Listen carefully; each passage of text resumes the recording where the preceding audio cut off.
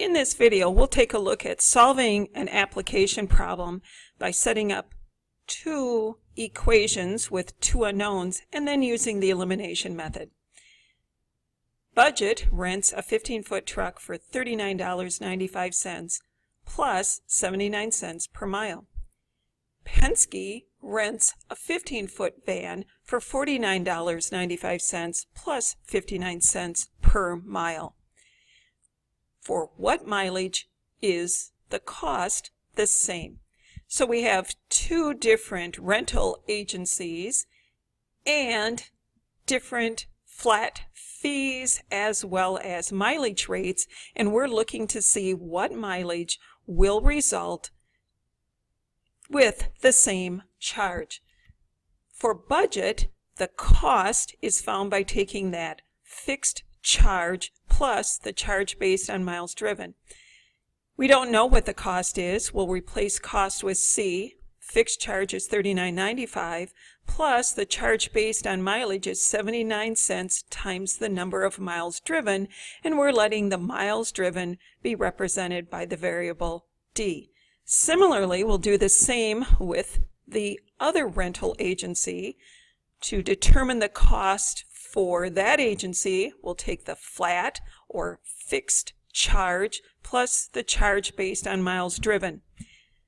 We'll let C represent the cost, and replacing fixed charge with the value given in the problem, $49.95, plus the charge based on miles, which for this rental agency is 59 cents, times the number of miles driven, which we chose to let D stand for. We now have two equations with two variables. If we take these two equations and graph them, we can see that we have a point of intersection, and that point is what we're trying to find so that we can answer the question, what is the mileage that will result in the same cost for these two rental agencies? But using the elimination method to find that exact value, we want to eliminate one of the variables. The easiest variable to eliminate is the C variable rather than trying to find a least common multiple for the coefficients on D.